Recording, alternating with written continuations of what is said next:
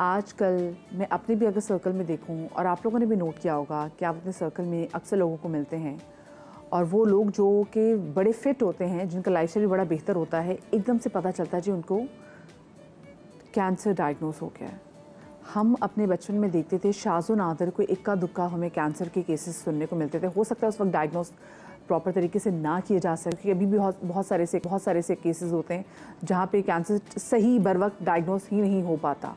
तो हो सकता है कि पहले भी होते और हमें पता ना चलते हो, लेकिन अब तो हम देख रहे हैं कि क्या बूढ़े जवान लोगों में भी काफ़ी तादाद कैंसर केसेस की बढ़ने लग गई है।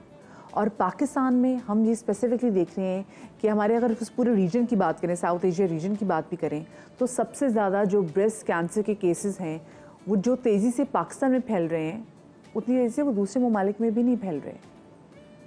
ये क्या सूरत हाल है कि हम देख रहे हैं कि पाकिस्तान में दिन ब दिन कैंसर के केसेस, अगर मैं 2020 की बात करूँ, जो सर्वे हमारे सामने आए थे, तो तकरीबन उसमें 19 मिलियन जो कैंसर के केसेस हैं वो सामने आए थे।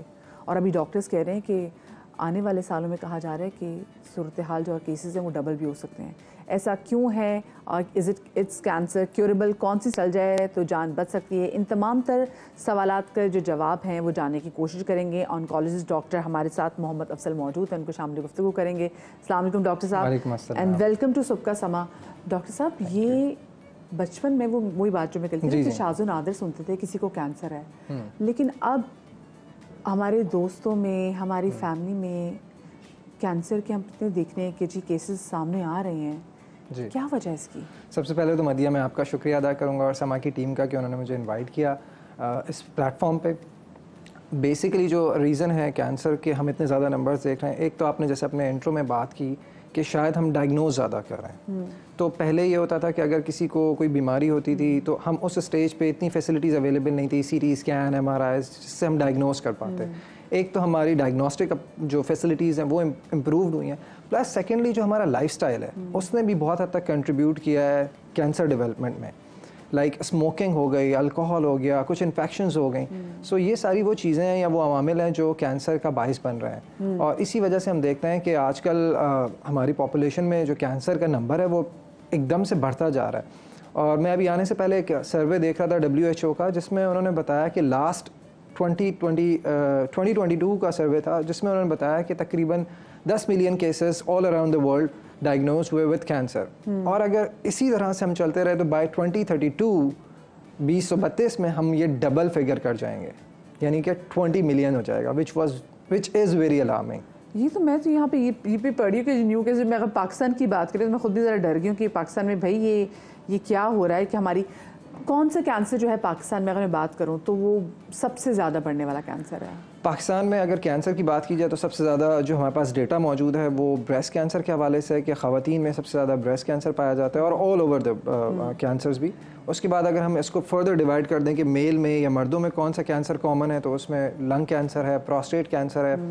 फिर उसके बाद अगर हम उसको थोड़ा सा और स्पेसिफाई कर दें कि रीजन्स, जैसे हम सिंध की बात करें या स्पेसिफिकली कराची की बात करें, तो उसमें हमारा हेड एंड नेक कैंसर या मुंह और गले का कैंसर, वो जो माशाल्लाह से हम खाते हैं इससे 5-6 सुपारियां, 5 छालिया गुटखा जी, बिल्कुल। सो ये कैंसर जो है वो पाकिस्तान में बहुत कॉमन है। फिर चौथे नंबर पे कोलोरेक्टल या बड़ी आंत का कैंसर है। फिर अगर आप थोड़ा सा सिंध के इंटीरियर एरियाज़ की तरफ चले जाएँ तो वहाँ पर आपने शायद सुना भी हो 2 साल पहले के रीयूज सिरिंजेस का इस्तेमाल होता है, रीयूज सिरिंजेस होती हैं, जी। तो उसकी वजह से हेपेटाइटिस और हेपेटाइटिस की वजह से जिगर का कैंसर, जी, फिर साथ में एड्स भी जो HIV, बिल्कुल। मुझे बताएं क्या कैंसर का क्योर, क्योंकि अब देखिए जितनी टेक्नोलॉजी तरक्की कर गई है, अब जैसे हमने भी डायग्नोस करना शुरू कर दिया, किसी भी स्टेज पे कैंसर को पकड़ लेते हैं, तो इसके साथ साथ क्या इसका जो इलाज है वो भी इतना ही प्रोग्रेसिव हुआ है? बिल्कुल। सो मदिया, सबसे पहले तो ये समझने की ज़रूरत है और मैं नाजरीन को भी यही कहूँगा कि कैंसर जो वर्ड है या कैंसर है उससे घबराना नहीं है। कैंसर का मतलब ये नहीं है कि एंड ऑफ लाइफ। कैंसर अगर अर्ली स्टेज में डायग्नोज हो जाता है तो वो क्योरेबल है और एक इंसान कैंसर से फाइट करके अपनी नॉर्मल ज़िंदगी गुजार सकता है।